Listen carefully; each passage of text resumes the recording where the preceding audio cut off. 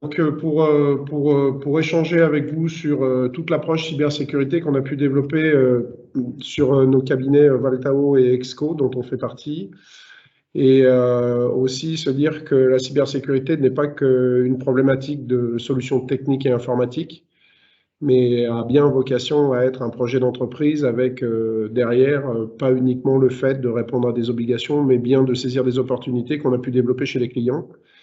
Et on s'aperçoit du bienfait d'avoir une approche un peu plus globale de cette problématique de cybersécurité, qui souvent, ou en tout cas dans le temps, a été réduit à la mise en place de solutions informatiques, de solutions techniques. Et on s'aperçoit au fur et à mesure des missions qu'en fait, il y a beaucoup plus que ça derrière la cybersécurité et tous les éléments. Je vais me présenter très rapidement. Donc, Pierre Battaglia, je suis associé chez Exco. Le groupe Exco, c'est un groupe d'audit expertise comptable conseil qui représente 2500 personnes en France et qui est réparti sur l'intégralité du territoire français, avec la moitié de nos clients qui sont des collectivités publiques et l'autre moitié des clients qui vont de l'artisan, commerçant, profession libérale jusqu'à la grande entreprise. Et donc moi je suis en charge de l'activité conseil pour le groupe et autour de la logique générique, j'allais dire, de la transformation d'entreprise. Et dans le monde du Covid dans lequel on est, la transformation prend un vrai sens. Donc je vais laisser Corentin se présenter. Bonjour à tous, je suis Corentin Trenéard. Moi, je suis consultant à Valtao. Valtao, qui est une société pour être très court, une société de conseil en stratégie de transformation des entreprises. Et moi, j'interviens notamment sur les PME et grands comptes, sur la partie conseil, transfo et conduite du changement. Et innovation. Je tiens à Et préciser, innovation. parce que c'est un axe très fort de Valtao avec qui nous sommes. Donc écoutez, on va démarrer sur la présentation et je vais laisser la main à Corentin et je reprendrai après. Alors, si tu peux passer le slide, merci beaucoup. La main que je vais prendre, mais pas très longtemps, parce que c'est toi qui as beaucoup d'éléments à nous communiquer et à nous partager. Et la première question qui se pose, bon, vous connaissez peut-être un petit peu l'influence, mais pilule bleue, pilule rouge, aujourd'hui la cybersécurité, c'est une des premières questions qui se posent, mais même lorsqu'on est face à des clients, c'est qui sont côté DSI ou qui sont côté orga, qui sont côté management, c'est une des questions qui se posent fréquemment. C'est la cybersécurité. Est-ce qu'on est sur un sujet qui est exclusivement, purement technique, ou est-ce que ça vient, ou est-ce que ça va bien au-delà?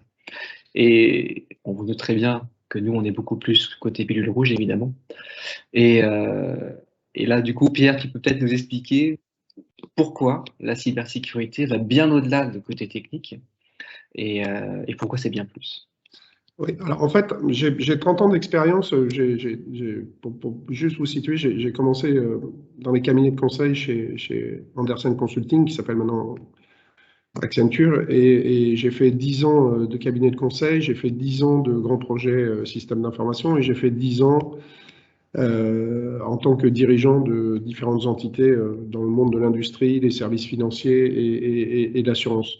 Et en fait, quand les premières problématiques de cybersécurité sont arrivées, le premier réflexe des entreprises, c'était de dire bah, ça, c'est le DSI qui doit s'en occuper, c'est pas mon problème, c'est un truc technique. Bon, ok. Une fois que le DSI s'est mis dedans, il a dit bah, attendez, ça, c'est pas exactement mon métier parce que moi, je suis là pour mettre en place un système d'information. On est dans des logiques et des attentes qui sont complètement différentes. Donc, c'est là où on a commencé à créer des postes de responsables sécurité système d'information dans les entreprises qui pouvaient se le permettre, ou alors le DSI essayait tant bien que mal de mettre en place ce qu'il fallait pour les attaques. Et puis, entre-temps, on a eu donc des réformes sur la sécurité des réseaux et des systèmes d'information, et notamment appuyées par l'Agence nationale de la sécurité des systèmes d'information, mais aussi par la CNIL, parce qu'il y avait des problématiques d'accès à des données et ce genre de choses. Ça a été dans un premier temps de la recommandation pure. On avait, en disant qu'il fallait se préparer pour la cybersécurité, qu'il y avait des mesures à mettre en place. Et puis, les exigences réglementaires ont commencé à prendre du poids en 2018 dans son application avec l'arrivée du règlement général de la protection des données qui a été mis au niveau de l'Europe et qui, là, a donné une dimension très réglementaire aux directives de NIS qui avaient été mises en place. Et du coup, ces deux sujets, la sécurité des systèmes d'information et la protection des données en sortie de pipe, ont d'un seul coup pris une dimension d'obligation. Alors, dans les obligations qu'on pouvait avoir, que ce soit pour la partie sécurité et système d'information et sur la partie protection des données, qui sont extrêmement liées. On ne peut pas gérer la sécurité et système d'information sans tenir compte de la partie protection des données. Et toutes ces réformes-là avaient pour objectif, un, de gérer effectivement les risques, deux, de garantir les données et à travers cela les droits et les libertés des personnes qui étaient concernées par les traitements mis en place par les entreprises. Et puis, c'était aussi de garantir un niveau de sécurité parce que aujourd'hui, pratiquement l'intégralité des activités de l'entreprise sont reliées à un système d'information qui gère des données. Et donc, c'est dans cette logique-là que il y a des obligations qui se sont mises et comme dans un système européen, les obligations vont toujours avec des sanctions, il y a des sanctions qui ont été mises en place avec des 20 millions d'euros maximum d'amende ou alors des pourcentages de chiffre d'affaires, 4% du chiffre d'affaires de l'entreprise qui n'aurait pas mis en place ces mesures-là. Les obligations ont fait bouger les entreprises, même si toutes les entreprises ne se sont pas senties éligibles. Mais aujourd'hui, toutes les entreprises sont éligibles à ces deux éléments-là, que ce soit protection des données et la mise en place de mesures de sécurité de systèmes d'information, justement parce qu'on est dans un monde qui est interdépendant, mais aussi parce que ces obligations, et ça c'est effectivement la trame de départ, c'est de dire que ces obligations correspondent à des menaces. Et ces menaces qui sont de plus en plus grandes, et on peut le voir aujourd'hui, non seulement elles sont de plus en plus grandes, mais en plus, il se trouve que ces menaces-là sont cumulatives, c'est-à-dire que les différentes attaques ou les différentes failles qui ont été travaillées par des hackers laissent dire que ça n'est pas simplement une manière d'aller attaquer un système d'information, il y en a plusieurs et elles sont cumulatives et surtout, c'est des techniques qui ont évolué au fur et à mesure. Et aujourd'hui, du déni de service jusqu'au malware ou au phishing qui sont devenus des éléments assez communs. Et tous ces éléments-là, toutes ces menaces qui correspondaient derrière à ces obligations, toutes ces menaces-là ont été développées de manière exponentielle par l'utilisation, dans un premier temps donc, du net, dans un deuxième temps la partie mail, qui est un énorme vecteur de communication de virus et d'attaques. Et puis enfin, la partie mobilité. La partie mobilité avec la téléphonie et tout ce qui est laptop, qui ont favorisé des connexions sur des réseaux externes à l'entreprise et donc qui ont posé de vraies grandes difficultés aux entreprises. Et c'est pour ça que les autorités ont voulu réglementer un petit peu tout cela. Mais ces menaces qui, aujourd'hui, et alors encore plus dans le cadre du Covid, parce que je prendrai tout à l'heure l'image du Covid, qui est un virus qui se développe avec des versions, avec des variants complètement différents, et où on met des vaccins en place, mais ce vaccin derrière n'a pas l'efficacité sur un nouveau variant, et ainsi de suite. Mais c'est surtout ces menaces qui, dans un contexte de Covid et un contexte de télétravail, a pris une dimension qui était une dimension beaucoup plus importante, encore plus importante. Et dans le cadre du télétravail, on l'a vu sur la première vague, les entreprises n'étaient pas prêtes à télétravailler en termes de sécurité. Et donc, ça fait derrière une exposition qui est extrêmement importante pour les entreprises si elles n'ont pas pris en amont les mesures pour répondre à leurs obligations. Cette exposition-là, qui aujourd'hui vient rajouter aux risques qui existaient déjà dans les accès à distance, ces conséquences-là, eh ben, elles peuvent avoir des effets qu'on a appelés des effets papillons, de dire qu'une petite chose peut avoir des impacts absolument énormes. On a pris quelques exemples et des exemples qu'on a vécu aussi avec certains clients, hein, avec par exemple l'absence de sauvegarde régulière des bases de données et des systèmes d'information, des accès en mobilité qui n'avaient pas du tout été gérés en amont avec des connexions à des à des réseaux Wi-Fi publics sur lesquels derrière ça donnait des portes aux différents hackers qui pouvaient rentrer et aux différents virus. Des usages professionnels et personnels qui ont mis du temps avant d'être bien séparés.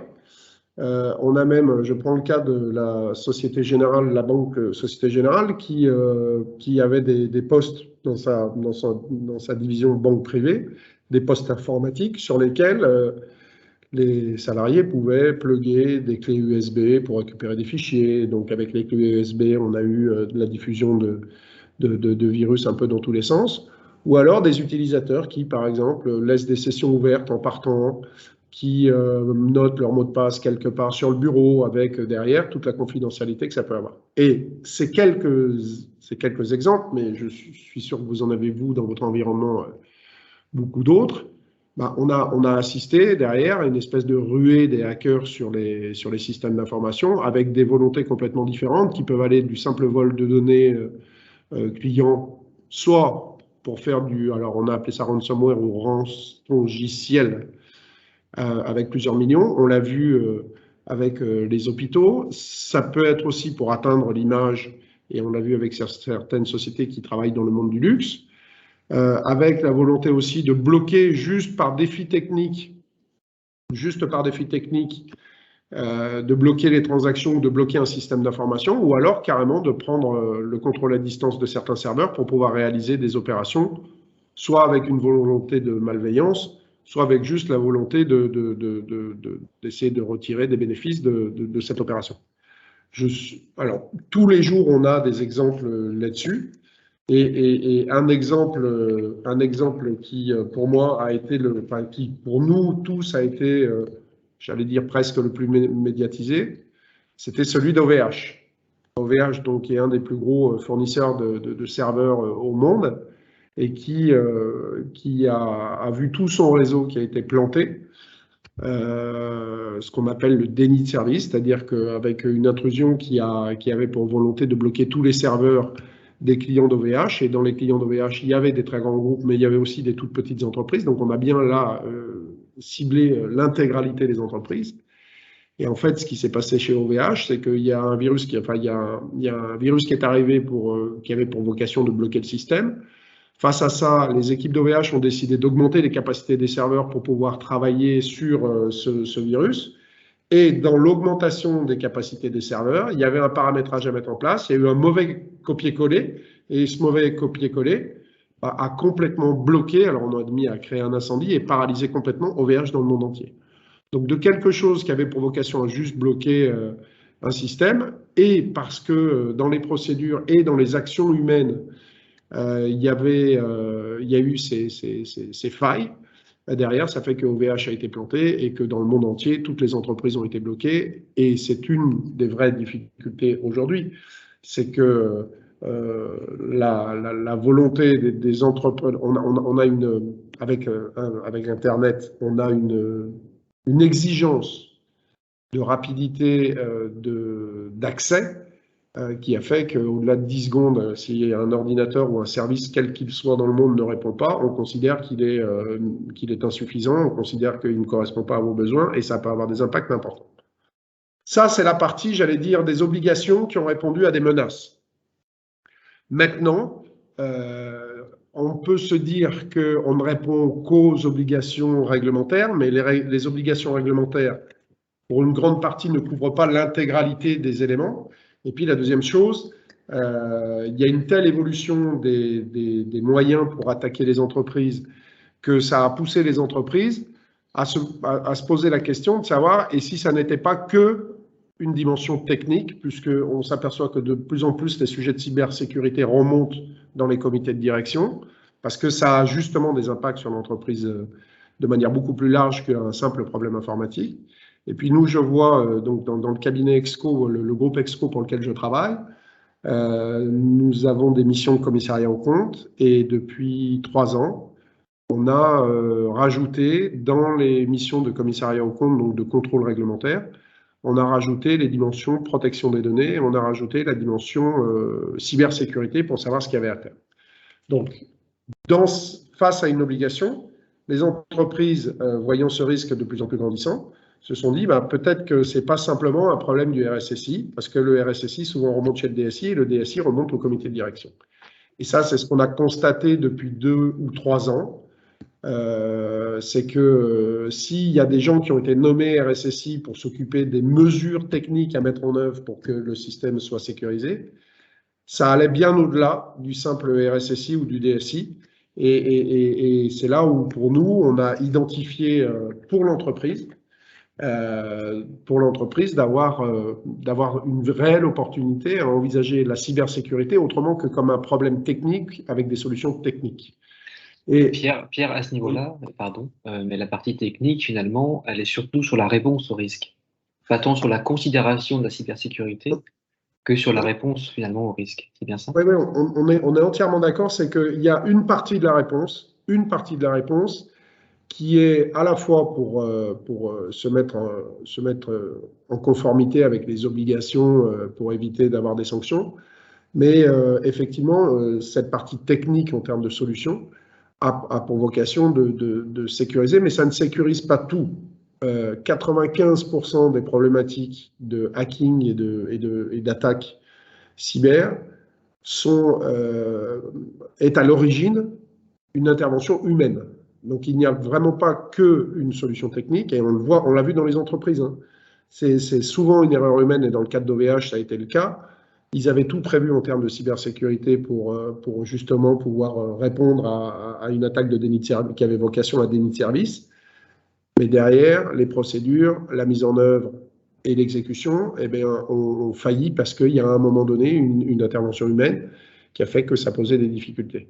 Et certes, les obligations ont pour objectif de mettre en place un minimum de sécurité informatique, de veiller à ce que tout le monde soit concerné, j'allais dire, par la cybersécurité.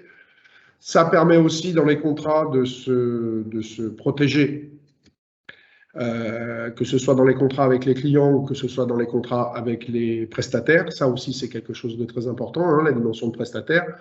On travaille avec des gens qui sont censés se mettre en sécurité, qui ne sont pas censés être des pourvoyeurs de virus ou d'attaques cyber. On a mis aussi en place, les entreprises ont mis en place des audits réguliers pour s'assurer qu'il n'y avait pas de difficultés, et puis surtout répondre aux obligations de NIS et RGPD qui peuvent sanctionner les entreprises.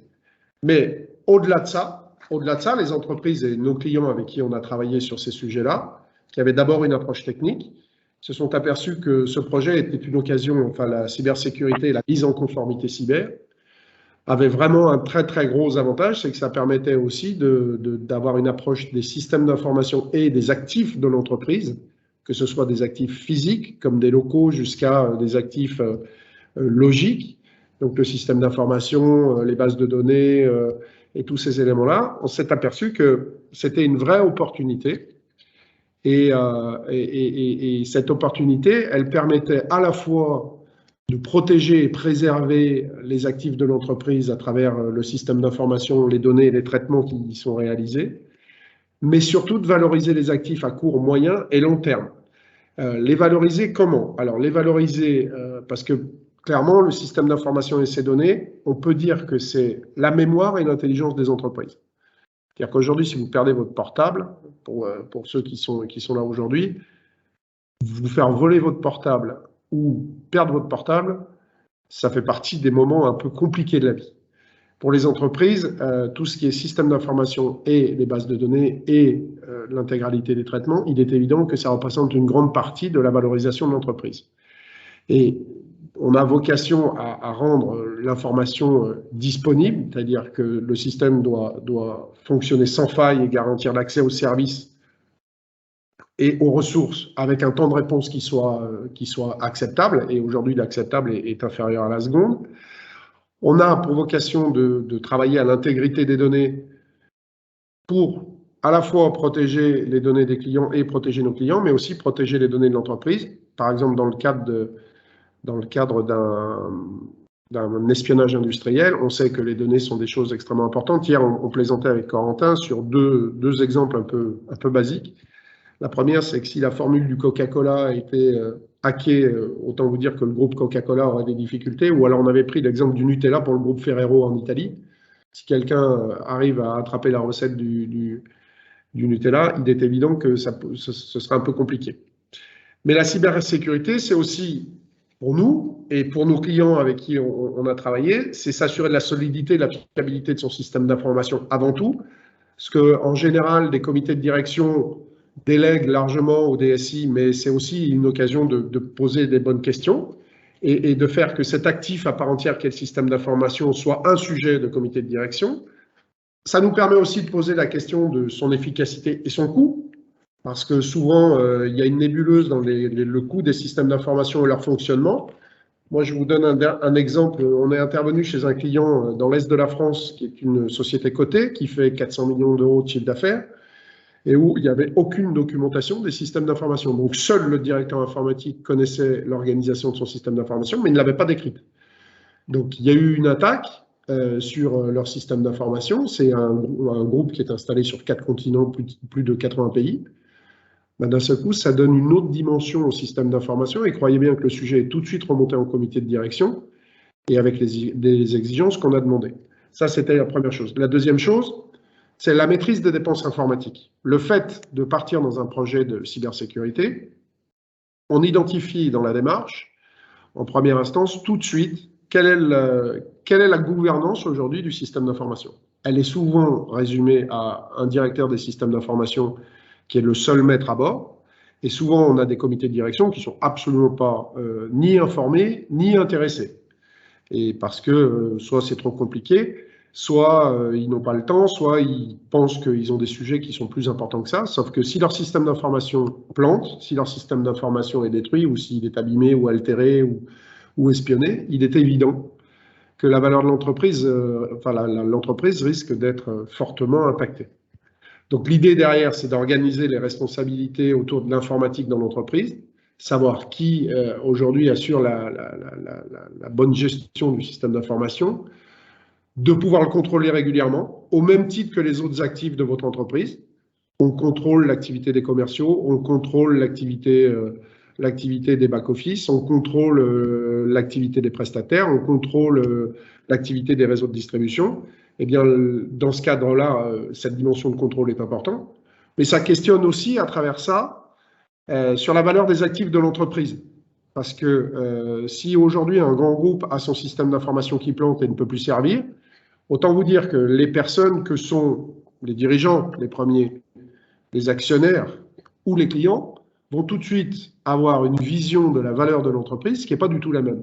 Et c'est assurer un niveau de sécurité et des mesures de cybersécurité pour un groupe, c'est aussi donner la garantie à ces gens-là, dirigeants, actionnaires et clients, que aujourd'hui leur activité est protégée et que leur activité ne craint pas d'être attaquée. La deuxième chose, c'est l'occasion aussi d'inventorier, d'évaluer et de maîtriser les risques. Et je crois que Madame Gaja, vous avez été directrice des risques, me semble-t-il, si je ne dis pas de bêtises. Donc de maîtriser les risques. Et c'est pour ça que nous, dans notre démarche, on le verra après, la première chose qu'on fait, quoi qu'il arrive quand on parle de cybersécurité, la première chose, c'est de faire une analyse de risque. Parce que c'est de faire l'inventaire des actifs de l'entreprise, c'est de voir quel risque peut porter, c'est de les évaluer, c'est de voir la probabilité d'intervenance de ces risques-là, le coût que ça peut représenter, le coût et les impacts que ça peut représenter. Et étudier le risque des actifs de l'entreprise, c'est aussi les apprécier. C'est aussi savoir où est-ce qu'on met ses budgets, parce qu'il y a des fois des actifs sur lesquels on pense qu'il n'y a pas de budget à mettre, mais en fait, il y en a.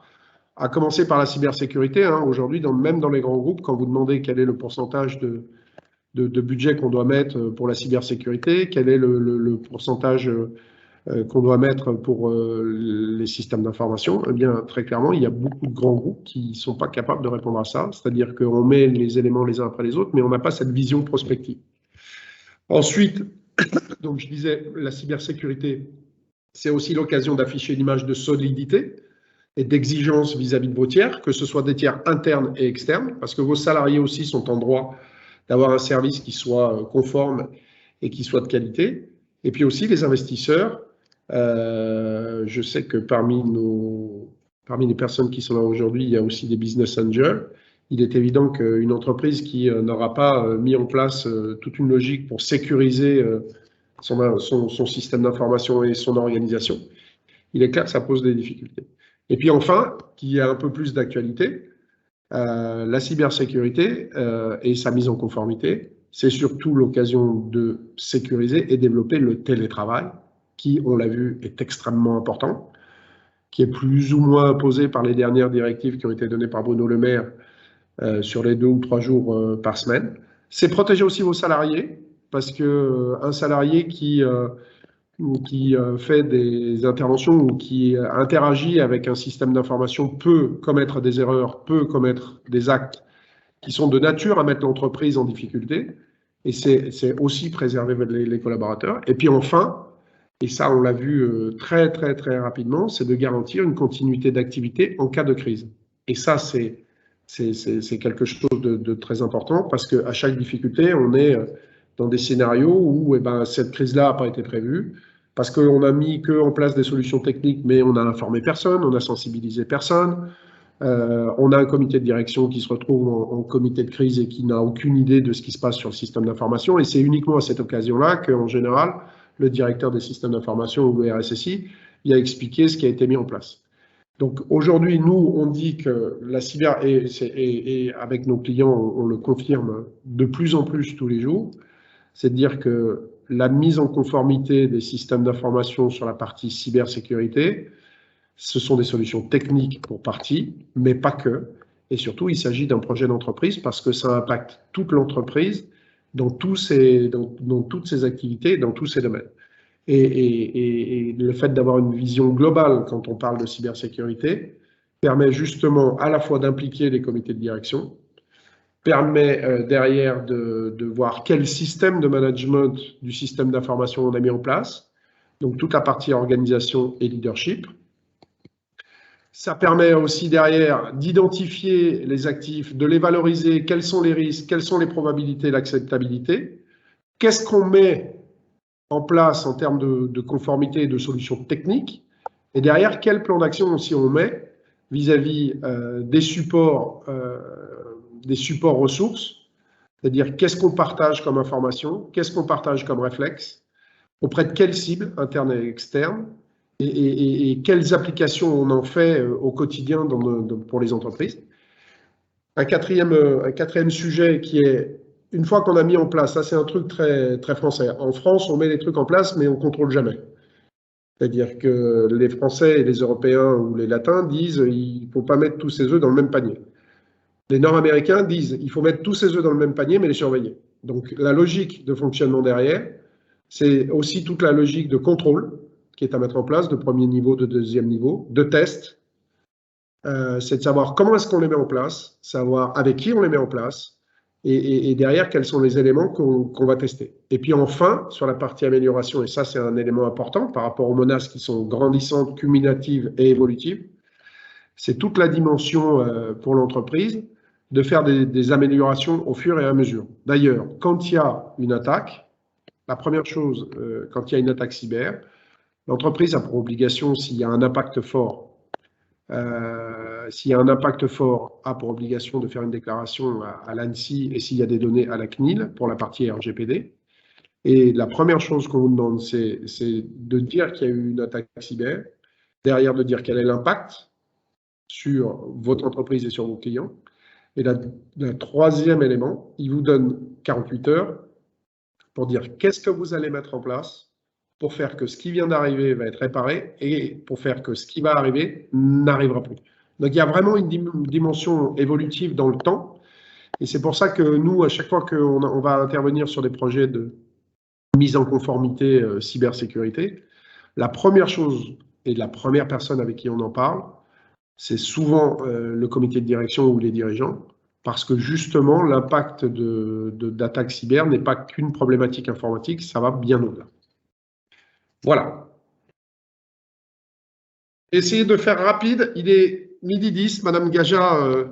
Midi 17, mais encore 3 minutes. Super, c'est super. Voilà, je suis allé vite. Voilà. Et vraiment, je peux vous assurer que dans tous les groupes, moi j'ai travaillé pour des groupes de santé, j'ai travaillé pour des groupes industriels, pour des groupes de services. Même chose, si on parle de la banque, et si on parle, je vais parler juste 2 secondes de la Poste. La Poste, qui est la plus grosse base de données du domaine financier en France. Je parle en France. Hein. Oui, clairement. Avec, je crois pas dire de bêtises, mais il y a plus de 25 millions de clients bancaires, il y a plus de 40 ou 50 millions de clients postaux. Oui. C'est un truc qui est énorme, avec des données qui sont extraordinairement développées et particulièrement personnelles, puisqu'on est en train de parler de données personnelles et confidentielles. Et il est clair qu'avec toutes les filiales qu'il y a et tous les services qui sont offerts par le groupe La Poste, il y a un très bel exemple d'éléments qui font que si on était juste en train d'essayer de sécuriser La Poste, enfin le système d'information, ça ne suffirait pas. Et le travail sur la cybersécurité pour un groupe comme La Poste, effectivement, doit être vu comme un projet d'entreprise et pas simplement comme je vais répondre à des menaces réglementaires. Non, mais tout à fait. De toute façon, nous, on a un département de cybertechnologie, effectivement, de cybersécurité à La Poste, qui est composé de personnes, on a des hackers, entre guillemets, qui sont là pour nous défendre aussi. Et on est très, très structuré à ce niveau-là. C'est pour ça que ça m'intéressait de participer. J'ai oublié de vous préciser, en fait, moi, je suis en charge des assurances. Donc, à la Banque Postale, je co-dirigeais le courtier captif de la Banque Postale pour les assurances distribuées par le groupe. Et là, je suis en mission temporaire à la Poste, à la direction des assurances. Donc, moi, je reste dans la partie assurance. Et effectivement, je suis très intéressée par tout ce qui est cyber-risque, parce qu'on a un risque potentiel énorme, qui n'est pas seulement qui est d'image, qui est gigantesque, quoi. La Poste, vu l'ampleur que l'on a et le nom que l'on porte, on ne peut pas se permettre. Et donc, on a une direction maintenant organisée pour ça. Oui, alors en plus, en termes d'assurance, on a des produits qui aujourd'hui se sont développés chez les assureurs pour protéger l'entreprise en cas d'attaque sur les impacts potentiels. Donc il y a en plus ce produit-là qui s'est développé. Et effectivement, ça veut dire qu'il y a une dimension qui est beaucoup plus globale, quoi. Exactement. Et effectivement, quand j'étais encore en co-direction du courtier, j'ai commencé l'étude effectivement pour la mise en place d'un programme cyber, mais à destination de nos clients entreprises. Et oui. Parce que là, c'est de l'assurance distribuée et c'est dommage qu'on ne s'est pas rencontrés avant parce que je vous aurais mis en concurrence là-dessus, mais là, les choix ont été faits. Donc ça, enfin, oui, oui, alors après, vous savez, nous, on le voit, on est intervenu sur des entreprises où il y avait déjà eu des démarches de cybersécurité, mais qui avaient été juste sur des solutions techniques. Quand on reprend une société qui a mis en place des solutions techniques en termes de cybersécurité, souvent ressortent un ou deux ou trois sujets qui ont été mis en place, où il y a eu des solutions technologiques qui ont été mises en place, mais qui malheureusement n'ont pas été suffisantes, notamment sur les solutions de sauvegarde, sur les accès à distance, parce que les entreprises ont évolué. Mais derrière, dans la reprise qu'on fait dans la mise en conformité, et c'est ça qui est important, et on est dans la logique de la norme ISO 27001, c'est qu'on rajoute justement toute cette couche de pilotage, de gouvernance et de contrôle, de mise en place du contrôle de premier, deuxième niveau et d'amélioration, qui fait qu'on on se retrouve pas en concurrence avec ce qui a été mis d'un point de vue technique, on se retrouve en complément en fait de ça. Oui, je comprends. Et sincèrement, en plus, les dirigeants sont très, très heureux qu'on puisse leur parler d'un sujet cybersécurité sur lequel d'habitude ils comprennent rien parce qu'on leur parle dans des problématiques, des solutions techniques. Et quand on leur met une approche sur la gouvernance du système de management et du système d'information, d'un seul coup, il y a un intérêt et une compréhension des dirigeants qui fait que les équipes de direction sont assez preneuses de la démarche et de l'approche. Oui, tout à fait. Tout à fait. Je suis désolée, là, je suis obligée de vous laisser parce que j'ai une réunion. Merci d'avoir été là, Madame Gaja. Je vous laisse, mais c'était passionnant. Je veux bien une documentation et je la ferai pas. Oui. Très bien. D'accord, super. On la communiquera. Corentin ? Oui, je pense il reste encore 3 minutes. Je pense que laisser la parole également aux participants qui n'ont pas encore pu s'exprimer, voire des personnes qui sont arrivées en cours de route pendant la présentation. Donc n'hésitez pas à intervenir. Est-ce que vous avez des questions particulières ou des interrogations ? Moi, non, ça va. Ça a été très clair. Vraiment, Alors, moi, ce que j'entends, pardon, Pierre, mais il y a également cette. Ce qui est très intéressant sur la cybersécurité, c'est pas tant la protection elle-même que déjà savoir ce qu'on protège. Et c'est bien ce que tu dis, hein, finalement, c'est quels sont mes actifs? Qu'est-ce qui est important? Qu'est-ce qui est prioritaire? Quelles sont les imbrications entre les actifs? Parce qu'il y a tout un ensemble il y a tout un ensemble de sous-ensembles, j'ai envie de dire ça comme ça, au sein de l'architecture même des SI, au sein de l'architecture même des flux, au sein de l'architecture même des données. Et finalement, qu'est-ce que je protège en priorité? Qu'est-ce qui va impacter une attaque, va impacter un ensemble qui va en impacter un autre, etc., etc. Et toute la chaîne finalement de transmission d'un virus ou d'impact d'une attaque cyber.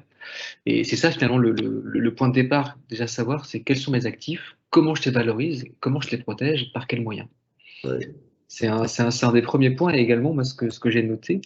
Alors, n'hésitez pas à rebondir hein, sur mes interprétations, tous.